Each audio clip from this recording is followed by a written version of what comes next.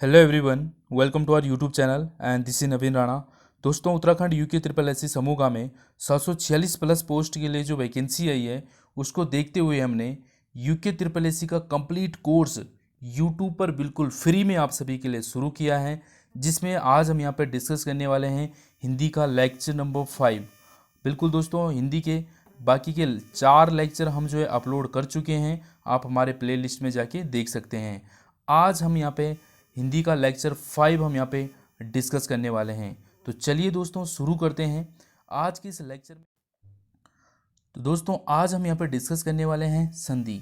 संधि हिंदी का बहुत ही इंपॉर्टेंट टॉपिक है और अभी तक किसी को संधि में कोई डाउट रहा है, ये संधि समझ नहीं आई है, तो इस वीडियो को एंड तक ज़रूर देखिए। और मैं वादा करता हूँ दोस्तों, अगर आपने वीडियो एंड तक देख ली तो संधि में जो है आपको किसी भी प्रकार का डाउट नहीं रहेगा और इन फ्यूचर में भी आपको संधि दोबारा पढ़ने की ज़रूरत नहीं पड़ेगी, आपको इतना डिटेल से क्लियर हो जाएगा। ठीक है, तो चलिए शुरू करते हैं दोस्तों संधि को। संधि का अर्थ क्या होता है? संधि का अर्थ होता है मेल, यानी कि मेल करना। जब दो वर्णों के मेल से उनके मूल रूप में जो परिवर्तन आता है वो संधि कहलाता है। नहीं समझे? एग्जाम्पल से समझाने की कोशिश करता हूँ। यानी क्या बोला है यहाँ पे? दो वर्णों के मेल। देखो दोस्तों, जैसे कि मैंने यहाँ पे लिख दिया कल्प। क्या लिखा मैंने? कल्प धन अंत। ठीक है, मैंने क्या लिखा यहाँ पे? कल्प धन अंत। ध्यान से समझेंगे इसको। अगर आपको ये शुरू में आगे स्टार्टिंग समझ आ गया तो आपको पूरी संधि बहुत इजीली समझ आ जाएगी। क्या बोला मैंने यहाँ पे लिखा कल्प धन अंत। ठीक है, अब देखेंगे आप यहाँ पे एक चीज़ देखिए, इस लाइन को पढ़िए।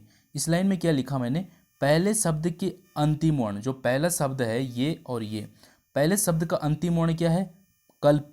तो यहाँ पे क्या साउंड आ रही? कल्प। आ रही है। लास्ट में क्या आ रहा? आ रहा है। ठीक है, तथा दूसरे शब्द का प्रथम वर्ण, पहला वर्ण, ये दूसरा शब्द, इसका पहला वर्ण क्या है? आ। तो इसमें क्या आ रहा? आ रहा है। समझ रहे हो आप? तो क्या बोल रहे हैं? अंतिम वर्ण तथा दूसरे शब्द का प्रथम वर्ण के मेल में जो परिवर्तन आ गया वही परिवर्तन संधि कहलाती है। अब हो क्या रहा है? ये क्या है? ये इसका अंतिम वर्ण क्या है? कल्प। आ आया और इसका प्रथम में क्या आ रहा? अ। ठीक है, तो इन दोनों का मेल से क्या बन गया?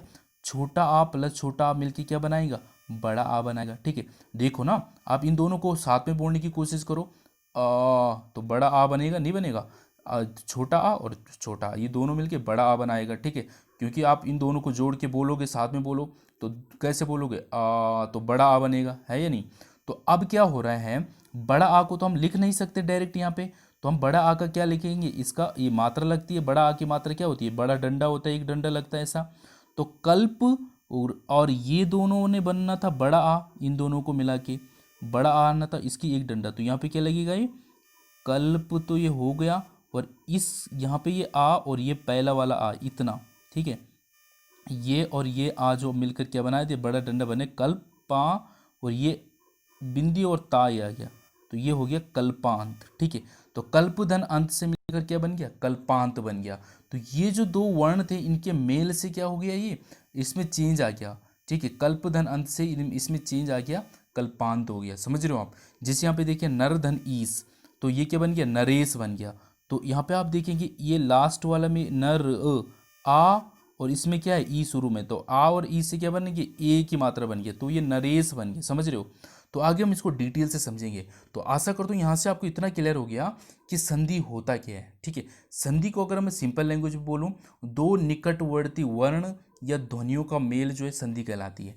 ये जो दो निकटवर्ती वर्ण, मतलब यहाँ से और इसका जो ये निकट है आपस में, इनका जो ध्वनियों का जो ध्वनियों का मेल है, या जो इन दोनों वर्णों का जो मेल है, इनके मेल ही जो क्या कहलाता है? एक संधि कहलाता है। समझ आया? आगे कोई दिक्कत नहीं है, अभी भी समझ नहीं आया तो आगे देखो, आपको डिटेल से समझ आ जाएगा, कोई दिक्कत नहीं है। संधि विच्छेद क्या होता है? ये तो संधि थी। विच्छेद क्या होता है? विच्छेद का मतलब होता है, देखो, संधि का मतलब तो होता है मिलना, और विच्छेद का मतलब क्या होता है? अलग करना। ठीक है, अब दो वर्णों, ये वर्ड्स नहीं है, दो वर्णों के मेल से बने हुए शब्द को वापस पहले स्थिति में लाना संधि विच्छेद कहलाता है। अब जैसे क्या होता था? विद्याधन आलय, तो विद्याधन आलय क्या बनता था? विद्यालय। तो ये विद्यालय जो है ये क्या? एक संधि हो गई। अब संधि विच्छेद क्या होता है? जैसे ये विद्यालय को हमने क्या कर दिया? विद्याधन आलय, तो ये हमारा संधि विच्छेद कहलाएगा और ये हमारी संधि कहलाएगी। मतलब जो जोड़ के बनाया गया है वो है संधि, और जो अलग अलग कर दे वो संधि विच्छेद हो गया। जैसे सूर्योदय क्या है, ये संधि है, और सूर्यधन उदय ये क्या है, संधि विच्छेद कर दिया हमने, अलग अलग कर दिया। ठीक है, तो ये आपको क्लियर हो गया। अब बात करते हैं आगे संधि के भेद।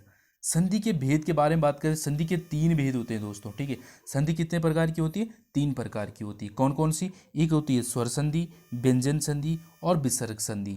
तीनों को डिटेल से समझेंगे दोस्तों। ठीक है, सबसे इंपॉर्टेंट जो है वो है स्वर संधि। ठीक है, स्वर संधि को पहले हम यहाँ पे समझते हैं, स्वर संधि होती क्या है।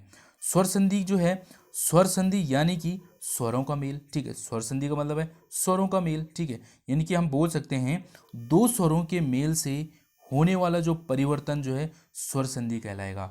अभी हमने ऊपर क्या समझा दोस्तों कि क्या हो रहा था, 2 वर्ण या ध्वनियों के मेल से जो बन रही थी उसको संधि कहते हैं। तो संधि हमें क्लियर, अब हमें स्वर संधि समझनी है। स्वर संधि क्या हो रही है, जब 2 स्वरों के मेल से जब बन रहा है उसको हम स्वर संधि कह रहे हैं। अब यहाँ पे आप देखेंगे स्वर तो आपको पता है ना कितने होते हैं, वो हम डिटेल से समझ चुके हैं। ठीक है, तो अब यहाँ पे देखेंगे, जैसे यहाँ पे लिखा महात्मा, क्या लिखा, महाधन आत्मा लिखा है, तो महा में क्या आ रहा, आ रहा है लास्ट में, आ रहा नहीं आ रहा, महा। और इसमें भी क्या आ रहा है, यहाँ आ रहा है। तो ये दोनों क्या है, स्वर हैं। इन स्वरों का जो मेल से जो बन रहा है क्या है, महात्मा बनेगा। ठीक है, तो वैसे ही जो ये महात्मा बन गया, तो ये दोनों क्या है, ये दोनों स्वर है, तो इसीलिए इसको स्वर संधि कहते हैं। जैसे हिम, हिम में क्या आ रहा, लास्ट में आ रहा, हिम और धन आल है, इसकी शुरुआत में क्या आ, तो ये आ मिलकर क्या बनाएगा, बड़ा आ बनाएगा। तो ये बड़ा आ की मात्रा यहाँ पे लगी, तो ये हिमालय बन रहा है। ठीक है, तो आ जो आ रही है ये दोनों क्या है, स्वर है, तो ये स्वर संधि आ रही है, समझ रहे। तो यहाँ पे हमें ये चीज़ क्लियर होगी कि स्वर संधि होती क्या है। डन। तो अब आगे बढ़ते हैं, स्वर संधि के भेद कितने होते हैं। स्वर संधि के 5 प्रकार की होती है दोस्तों। स्वर संधि 5 प्रकार की होती है, आपको ये पांचों याद रखनी है। ठीक है, कौन कौन सी है, दीर्घ, गुण, वृद्धि, यण और अयादि, ये 5 प्रकार की होती है स्वर संधि। इसकी ट्रिक मैं आपको बता देता हूँ। ठीक है, आप इसको याद रख सकते हैं, डी, जी, बी, वाई और ए। ठीक है, मतलब आप ऐसे समझ लो कि डीजी वाले भैया है ना, डीजी वाले भैया को बुलाओ, ऐसे बोलते हैं ना शादी में, डीजी वाला भैया कहाँ गया, तो आप ऐसे बोलते हो डीजी, ये आपको डीजी हो गया। और भैया को भैया मतलब बी से होता है ना भैया, तो आप बी को ना समझिए, इसको भी समझ लो, तो भैया है ना। तो इससे क्या होगा, डी से मतलब हो गया दीर्घ संधि, और फिर जी से हो गया गुण, और भी से हो गया वृद्धि, वाई से हो गया यण, और ए से हो गया अयादि। ठीक है, ऐसे याद रख लो इसको सीक्वेंस से। तो डीजी भैया, डीजे वाले भैया, ऐसे याद रख लो। ठीक है, इसके लिए, या आप ऐसे रखो तो डीजी कहाँ बजती है, ब्याह में बजती है। तो जो वैसे तो डीजे होता है, पर आप इसको डीजी समझ लो, है ना। डीजी कहाँ बजती है, ब्याह में बजती है, BVYA ब्याह। ठीक है, तो ऐसे भी आप इसको याद रख सकते हैं। तो हमारा टारगेट है इसको याद रखना, ये पांचों आपको याद होनी चाहिए। क्या क्या, दीर्घ, गुण, वृद्धि संधि, यण संधि और अयादि, ये 5 प्रकार की होती है स्वर संधि। अब हम एक एक को डिटेल से समझते हैं। ठीक है, सबसे पहले हम तो दोस्तों दीर्घ संधि को हम यहाँ पे समझते हैं, और अगर आपको दीर्घ संधि अच्छे से समझ आ गई तो बाकी की संधि आपको ईजिली समझ आ जाएगी। ठीक है, तो चलिए जानते हैं दोस्तों दीर्घ संधि होती क्या है। जब ह्रस्व स्वर या दीर्घ स्वर के बाद ह्रस्व स्वर या दीर्घ स्वर आए तो दोनों के मेल से दीर्घ स्वर ही बन जाता है, इसी हम क्या कहते हैं, दीर्घ संधि कहते हैं। सिंपल लैंग्वेज में समझने की कोशिश करें दोस्तों, जब 2 सजातीय, सजातीय बोल रहा हूँ मैं, सजातीय का मतलब क्या होते हैं, समान जाति के, यानी कि इधर भी आ गया तो इधर भी आ ही होना चाहिए, चाहे बड़ा हो या छोटा, इधर ई है तो इधर भी ई हो, वो होते हैं सजातीय। ठीक है, तो अब हम इसको समझते हैं क्या है। जब ह्रस्व स्वर या दीर्घ स्वर के बाद ह्रस्व स्वर या दीर्घ स्वर आए और उनके मिलने से वो दीर्घ स्वर ही बनना चाहिए। ठीक है, तो दीर्घ संधि होगी। यहाँ पे एग्जाम्पल से समझते हैं। आपको पता है दोस्तों, यहाँ पे मैं आपको बता देता हूँ, ये है बड़ी ई, ऊ, बड़ा ऊ और री। ठीक है, इनमें ही बात करते हैं। ए, बड़ा ए और ओ और औ, ये 4 जो है दोस्तों, ये हमारे संयुक्त स्वर होते थे। और ये जो है जिसमें कम समय लगता था वो होते हैं हमारे ह्रस्व स्वर, आपको पता होगा अच्छे से। ठीक है, जैसे छोटा आ, छोटी ई, छोटा ऊ और री, ये 4 हमारे ह्रस्व स्वर होते थे। और दीर्घ स्वर क्या होते थे, बड़ा आ जिसमें ज़्यादा समय लगता था, बड़ी ई, बड़ा ऊ, ये 3 हमारे क्या होते हैं, दीर्घ स्वर। और ये 4 हमारे क्या होते थे, ह्रस्व स्वर होते थे। ठीक है, अब यहाँ पे डेफिनेशन में क्या बोला है, जब ह्रस्व स्वर या दीर्घ स्वर के बाद ह्रस्व स्वर और दीर्घ स्वर ही आए तो उनके मेल से हमेशा दीर्घ स्वर ही बनेगा। ठीक है, अब एग्जाम्पल से देखते हैं क्या है। अब यहाँ पे ऐसी कंडीशन आ सकती है, अगर यहाँ पे आ गया तो इधर भी आपका आ ही आएगा। ठीक है, तो अब इन दोनों को अगर मैं मिला के देखूं दोस्तों, एक बार फिर से देखते हैं। अगर आपका जैसे ये परम यहाँ पे लिखा है ना, परम धन अर्थ, कोई दिक्कत नहीं दोस्तों, इसको अगर हम समझ गए पहली संधि को, बाकी समझने पे ध्यान दे। ठीक, परम तो यहाँ पे क्या आ रहा है, छोटा आ रहा है, परम आ रहा है, और इसका पहला देखेंगे आ। ठीक, इसका पहला और इसका लास्ट देखते हैं तो यहाँ पे क्या आ रहा है, आ और आ रहा है। तो इन दोनों को, ये दोनों कौन से है, अभी ह्रस्व स्वर है, ये भी ह्रस्व स्वर है। ठीक है, इन दोनों को मैं मिलाऊं तो क्या बनेगा, बड़ा आ बनेगा। तो बड़ा आ क्या बनेगा, एक दीर्घ स्वर। ये बड़ा आ तो दीर्घ स्वर होता है, अभी हमने समझा ऊपर दीर्घ स्वर 3 होते हैं, बड़ा, बड़ी और बड़ा ऊ, ये दीर्घ स्वर। तो ये दोनों के मेल से क्या बन गया, दीर्घ स्वर ही बन गया। डन है, तो यही हमारी दीर्घ संधि बन जाएगी। अब एक और एग्जाम्पल, या ऐसा भी हो सकता है पहले बड़ा आ हो। ठीक है, बड़ा आ हो, क्या बोला यहाँ पे, दीर्घ स्वर हो पहले। ठीक है, और उसके बाद जो है ह्रस्व स्वर आ जाए, तो बड़ा आ और छोटा आ भी मिलकर क्या बनाएगा, ये भी बड़ा आ ही बनाएगा, दीर्घ स्वर ही बनाएगा। या ऐसा हो, इस इधर ई आ गया और यहाँ भी ई आ गई। ठीक है, तो ये दोनों मिलकर क्या बनाएगी, बड़ी ई बनाएगी। समझ रहे हो, तो ये भी क्या हो जाएगा हमारा, एक दीर्घ स्वर हो जाएगी, बड़ी ई। समझ रहे हो, या इधर हो जाएगी बड़ी ई, या इधर छोटी ई होगी, तब भी ये बड़ी ई ही बनाएगा। समझ रहे हो, तो ये हमारी क्या होती है, दोनों के मेल से, जो मेल करने से क्या बनना चाहिए हमारा। पर आप यहाँ पे देख रहे हैं ये समान जाति के होने चाहिए। अगर ये आ है, यहाँ भी आ है, या बड़ा आ है या छोटा आ, ये चल जाएगा। पर जाति दोनों की समान है, आ हो या ई हो, तो वो हमारी दीर्घ संधि हो जाएगी। तो अब इसको डिटेल से समझते हैं एग्जाम्पल से, तब आपको क्लियर हो जाएगा। अब आप अगर यहाँ देखें, पहला एग्जाम्पल देखें, पहला एग्जाम्पल यहाँ पे परम धन अर्थ। ठीक है, अब यहाँ पे देखेंगे परम आ रहा है, छोटा आ रहा है परम, और यहाँ पे क्या आ रहा है, आ ही आ रहा है। इन दोनों से मिलकर क्या बन गया दोस्तों, हमारा बड़ा आ बन गया। ठीक है, तो ये हमारा दीर्घ स्वर बन गया। ठीक है, परम यहाँ पे आया, यहाँ पे आ। ठीक है, इसका लास्ट वाला देखते हैं और इसका पहला वाला देखते हैं। इन दोनों से मिलकर क्या बन गया, बड़ा आ। तो मैं इसको इस तरीके से लिख सकता हूँ, परम। ठीक है, परम यू हो गया, ये परम, और इसकी जो ये आ और ये वाला आ, इन दोनों से मिलकर बड़ा आ बने, परमा, और ये आगे क्या आ गया, था आ गया, ये परमार्थ। तो ये हमारा बन के आता है। ठीक है, परम अर्थ बन गया। अब आपको पता होना चाहिए दोस्तों, ये जो हमारा दीर्घ स्वर है, हम इसको ऐसे नहीं लिखेंगे, इसकी हम मात्रा लगाएंगे। क्या लगाएंगे, मात्रा। तो बड़े आ की मात्रा कैसे लगती है, ये लगता है एक डंडा होता है, तो ये हमारा हो जाएगा परम, और ये जो मात्रा है बड़े आ की, ये इसके साथ लग जाएगी और ये हमारा आ जाएगा, तो ये हो जाएगा हमारा परमार्थ। समझ रहे हो, तो आपको दीर्घ संधि कैसे पहचाननी है, दीर्घ संधि आपको ये पहचाननी है, जब भी आपको इनके जैसे ये दे रखा है उसके आप टुकड़े करेंगे, तो विच्छेद करेंगे, तो आपको यहाँ पे दोनों सेम सेम जाति के मिलेंगे। ठीक है, जब आपको सेम सेम जाति के मिलेंगे तो आप दीर्घ संधि समझ जाना। एक और एग्जाम्पल देखते हैं, जैसे यहाँ पे लिखा है मत धन अनुसार। अब यहाँ पे देखो, मत धन अनुसार।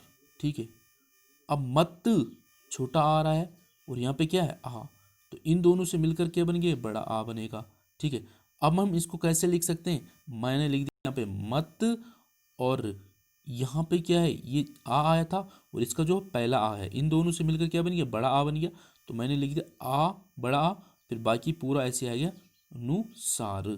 तो हम इसको लिख सकते हैं मत अनुसार। ठीक है, तो अब इसको हम क्या बोला मैंने, इसकी जो है बड़ा आ की मात्रा को हम सिर्फ लिखते हैं, इसको दीर्घ स्वर हम लिखते ही नहीं है। ठीक है, सिर्फ मात्रा लगाते हैं, तो क्या हो जाएगा, यहाँ पे ये आ जाएगा, तो ये मात्रा आ जाएगी, तो ये हो जाएगा मतानुसार। ठीक है, तो यहाँ पे आप देखेंगे छोटा आ और यहाँ भी छोटा आ रहा है। ठीक है, दोनों क्या है, ह्रस्व स्वर है। यहाँ पे ये भी कंडीशन आ सकती है कि हो सकता है आपका पहले छोटा आ आए फिर बाद में बड़ा आ आए। ठीक है, तो ये हो गया आपका क्या, ह्रस्व स्वर और ये दीर्घ स्वर। इन दोनों को मेल मेल से ही क्या बनेगा आपका, हमेशा दीर्घ स्वर ही बनेगा। ठीक है, क्योंकि छोटा और बड़ा आ को मिलाएंगे तो भी आपका दीर्घ स्वर ही बनेगा, बड़ा आ ही बनेगा। या आपका ऐसा हो, पहले बड़ा आ आए फिर छोटा आ आई, तब भी आपका बड़ा आ ही बनेगा। ये दोनों ही बड़े आ हो, ठीक है, तब भी आपका क्या, बड़ा आ ही बनेगा। ठीक है, दीर्घ स्वर ही बनेगा। पर दोनों तो आप देख रहे हैं समान जाति के हैं, तो अब एक और एग्जांपल देखते हैं। अगर आपको ऐसा दिख गया हिम धन आलय और आपको बोलेंगे हिमालय में कौन सी संधि है, तो आप समझेंगे हिमालय दे रखा, मान लो आपको बोला कि हिमालय में कौन सी संधि है, तो आप क्या करोगे, आप हिमालय का संधि विच्छेद करोगे। कैसे करा आपने, हिम धन आलय, ऐसा आपने संधि विच्छेद कर दिया। तो हिम छोटा आ रहा है, आ रही ना साउंड, हिम छोटा आ, और इधर आपका क्या है, बड़ा आ। ठीक है, ये आपका क्या है, ये आ रहा, ठीक है, ये बड़ा आ गया। तो इन दोनों के मेल से क्या बनेगा, छोटा आ प्लस बड़ा आ। बोला ना मैंने, इसका पहला, इसका जो अंतिम, वो पहले शब्द का अंतिम और इसका पहला होता है। ठीक है, तो अंतिम में क्या साउंड आ रही, आप देखो ध्वनि क्या आ रही, हिम छोटा आ है, और इसमें शुरू में क्या है, बड़ा आ आया। तो क्या बनेगा, छोटा आ और बड़ा आ क्या बने, बड़ा आ ही बनाएगा। ठीक है, दीर्घ स्वर बन गया आपका। तो ये, इसको हम फिर कैसे लिखेंगे, ये यहाँ पे आ गया हिम, ठीक है, और फिर हिम आ गया, फिर इसलिए इन दोनों से मिलके क्या बना, बड़ा आ बना है, और फिर आगे आ जाएगा लय। ठीक है, अब मैंने अभी बताया कि जो दीर्घ स्वर है उनको हम सिर्फ मात्रा लिखते हैं, तो ये मात्रा यहाँ पे लग जाएगी हिम, और इसकी जगह पे हम एक मात्रा लगाएंगे तो क्या बन जाएगा, हिमालय। समझ रहे हो, तो इस तरीके से हमारी जो है ये दीर्घ संधि हो जाती है। ये आपको क्लियर हो गया होगा दोस्तों। ठीक है, चलिए आगे बढ़ते हैं, कुछ और एग्जाम्पल लेके उनको समझते हैं। आपका ये भी हो सकता है क्या, अगर हम इसको इस एग्जाम्पल से देखेंगे, दोनों बड़े आ सकते हैं। ठीक है, जैसे यहाँ पे एग्जाम्पल में देख सकते हैं हम, शिव, शिव धन आलय, तो यहाँ पे भी वही आ रहा है, शिव शिव शिव छोटा आ, और यहाँ पे क्या आ रहा, बड़ा आ, तो इन दोनों से मिलकर क्या बन गया, बड़ा आ बनेगा। ठीक है, तो ये क्या हो जाएगा, हमारा शिवालय हो जाएगा। ठीक है, यहाँ पे आपको समझना है क्या है, समान जाति क्या रे, अगर आपको कोई भी ऐसा वर्ड दे दिया, अब यहाँ पे देखो सीधे समझने की कोशिश करो। अगर आपको एक वर्ड दे दिया कि भाई बताओ कि अभीष्ट में कौन सी संधि है, आपको पूछ दिया कि बताओ अभीष्ट में कौन सी संधि है, तो आप क्या करोगे, आप इसका क्या करोगे, संधि विच्छेद करोगे। आप इसका क्या करोगे, सबसे पहले संधि विच्छेद करोगे। तो संधि विच्छेद क्या होगा, अभी धन ईस्ट, ये इसकी संधि विच्छेद कर दिया आपने। क्या क्या पूछा था आपको, अभीष्ट में कौन सी संधि है, तो आपने इसकी संधि विच्छेद कर दिया। तो अब यहाँ पे देखें, अभी, अभी ई आ रही है, छोटी आ रही अभी, और यहाँ पे क्या है, ई ऑलरेडी है ही, तो ये दोनों ई मिलकर क्या बनाएंगे, बड़ी ई बनाएंगे। ठीक है, तो आपको यहीं पे क्लियर हो गया कि समान जाति के जब आपको दिखेंगे तो दीर्घ संधि हो गई। ठीक है, तो यहीं पे आपको काम क्लियर हो गया, पर आपको इसको संधि विच्छेद करके बता देता हूँ। तो अभी यहाँ से ई और यहाँ से भी जो ई है, तो इन दोनों से मिलकर क्या बड़ी ई बन गई है। समझ रहे हो, तो बड़ी ई की मात्रा अब हम कैसे लिख सकते हैं इसको, अभी। ठीक है, ठीक है, अभी, और ये आ गया हमारा, यहाँ पे आ गया हमारा ये ईस्ट। ठीक है, तो इसकी हम बड़ी ई की जो हम यहाँ पे सिर्फ मात्रा लगाते हैं, तो ये हमारा इस तरीके से बन जाएगा। ठीक है, तो ये हो जाएगा हमारा अभी, और इसकी जो बड़ी मात्रा है मैंने बताई थी ना, इसके साथ लग जाएगी, तो ये हमारा क्या हो जाएगा, बड़ी मात्रा अभीष्ट हो जाएगा। समझ रहे हो आप, क्या किया मैंने, पहले तो ये अभी थी, छोटी मात्रा थी, अब इन दोनों से मिलकर हमारी क्या बड़ी मात्रा बन गई, ई की साउंड आ गई, तो वो मात्रा यहाँ पे ई हम लिख नहीं सकते हैं, वो हमें मात्रा लगानी, और वो मात्रा हम इसके साथ लगाते हैं पहले वाले के साथ, तो ये क्या हो जाएगी, ई की मात्रा इसके साथ लग जाएगी, तो ये हो जाएगा अभी, बड़ा भी, तो अभीष्ट हो जाएगा। समझ रहे हो, एक और एग्जाम्पल अगर हम यहाँ पे देखेंगे, तो जैसे यहाँ पे देखो हरीश। ठीक है, क्या है, हरीश, तो अगर आपसे पूछा जाए हरीश में कौन सी संधि है, तो आप क्या करोगे, आप इसका संधि विच्छेद करोगे, हरि धन ईस। ठीक है, हरि धन ईस आपने किया, तो आप यहाँ पे देखेंगे हरि छोटी ई आ रही है। ठीक है, और यहाँ पे आपकी बड़ी ई आपको दिख रही है यहाँ पे। ठीक है, ये, ठीक है, तो ई और बड़ी ई मिलकर आपका सिर्फ बड़ी ई ही बनाएगा। ठीक है, तो अब हम इसको कैसे लिख सकते हैं, हरी ईस, ऐसा हम इसको लिख सकते हैं। ठीक है, हरी ईस।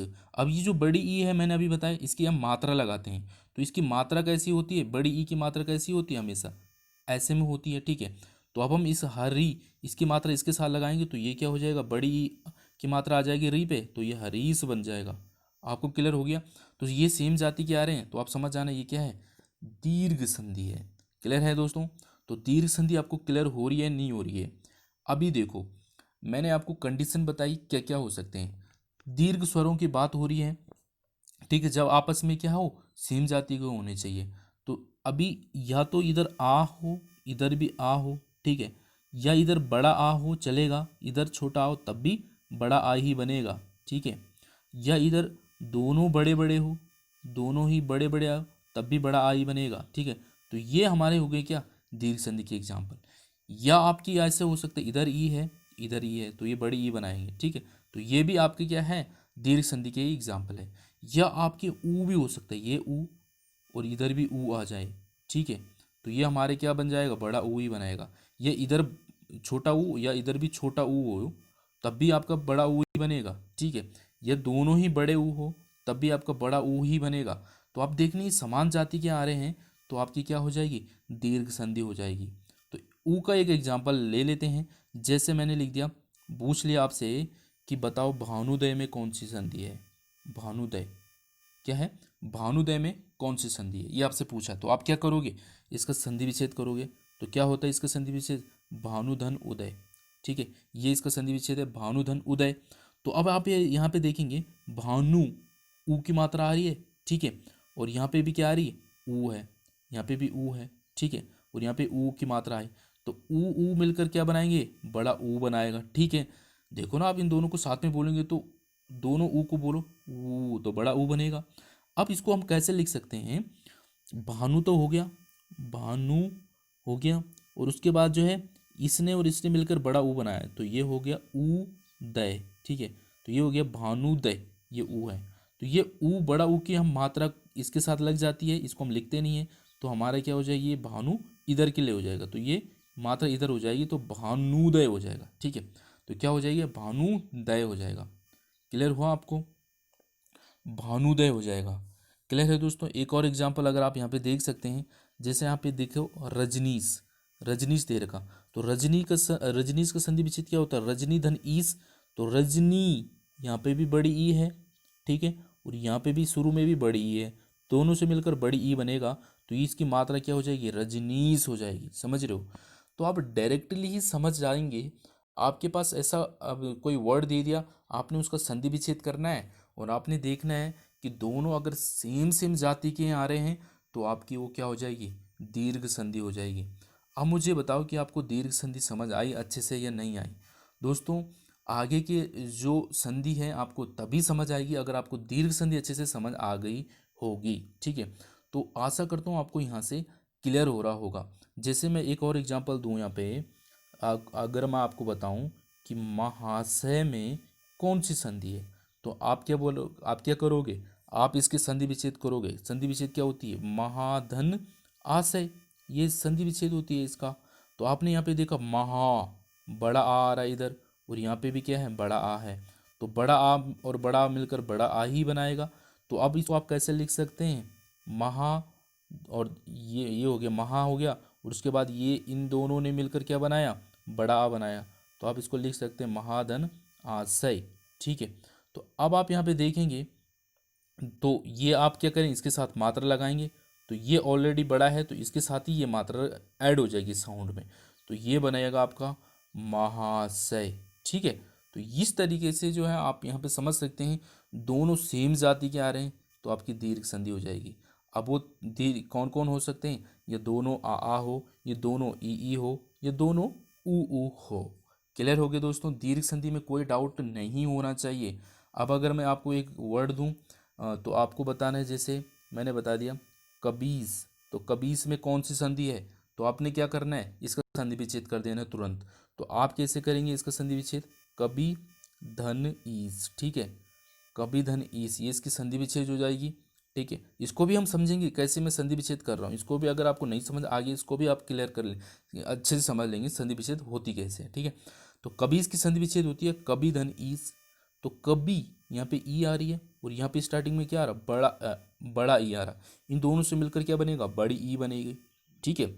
तो अब आप यहाँ पे इसको कैसे लिख सकते हैं, इसका आप देखेंगे, अगर मैं इसको दूसरे तरीके से लिखूं तो ये बन जाएगा कव धन ई, ठीक है, कव ईस बनेगा, ये इस तरीके से बनेगा ये, ठीक है। कवि ये लिखेंगे ना हम, क्योंकि ये ई आ रहा है यहाँ पे, तो कवि ऐसे लिखेंगे हम इसको, इसमें ई की साउंड आ रही तो हम इसको ऐसे लिख सकते हैं कवु ई, कवि, और ये ईस आपका इधर आ जाएगा। तो अब हम क्या करेंगे, ये ई और ये वाला ई जो मिलकर क्या बनाएगा, बड़ा ई बना रहा है। तो अब हम इसको कैसे लिख सकते हैं, कव लिखेंगे और ये हमारा आ जाएगा यहाँ पे बड़ी ई और ये आ जाएगा सा, ये हमारा बन जाएगा क्योंकि कव और इन दोनों से मिलकर क्या बना, बड़ी ई बनी। तो मैंने ये लिख दिया बड़ी ई और यहाँ पे सा, तो ये बन जाएगा कव ईज। तो अब आपको पता है जो दीर्घ संधि है उसकी सिर्फ मात्रा लिखी जाती है। तो बड़ी ई की मात्रा कैसी होती है, बड़ी ई की मात्रा ऐसी लगती है। तो क्या बन जाएगा, ये कव वा और वा पे ये ई की मात्रा लग जाएगी तो कवीस। तो ये हमारा बन के आ जाएगा। समझ रहे हो आप। तो आपने क्या देखा यहाँ पे, आपने जैसे संधि विच्छेद करो आपने देखा दोनों सेम जाति की आ गई, तो आपने सीधा सीधा क्या लगा देना है, ये दीर्घ संधि है।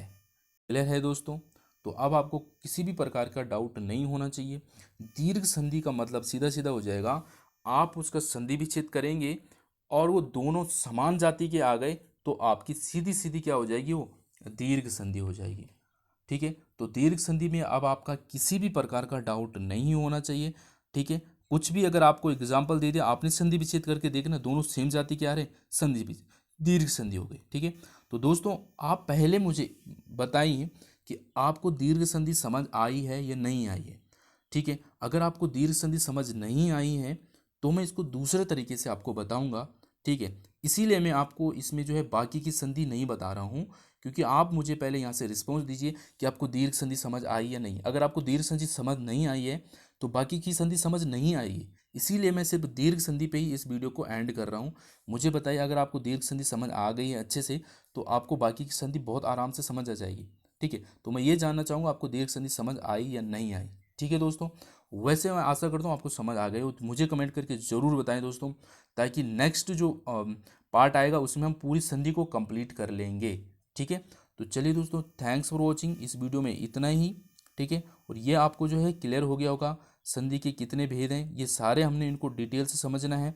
और यहीं से जो है दोस्तों क्वेश्चन बनते हैं कि वृद्धि संधि क्या होती, दीर्घ संधि क्या होती। तो आज हमने दीर्घ संधि को यहाँ से डिटेल से समझ लिया है कि दीर्घ संधि कैसे हमें पता चलेगी और दीर्घ संधि होती क्या है। कल हम बात करेंगे गुण संधि, वृद्धि, यण और अयादि। इन चारों संधि को हम कल यहाँ पे समझने वाले हैं नेक्स्ट लेक्चर में। क्लियर है दोस्तों। तो थैंक्स फॉर वॉचिंग। वीडियो अच्छा लगा है तो शेयर करें अपने दोस्तों के साथ ज़्यादा से ज़्यादा। ठीक है। Thanks for watching and thank you.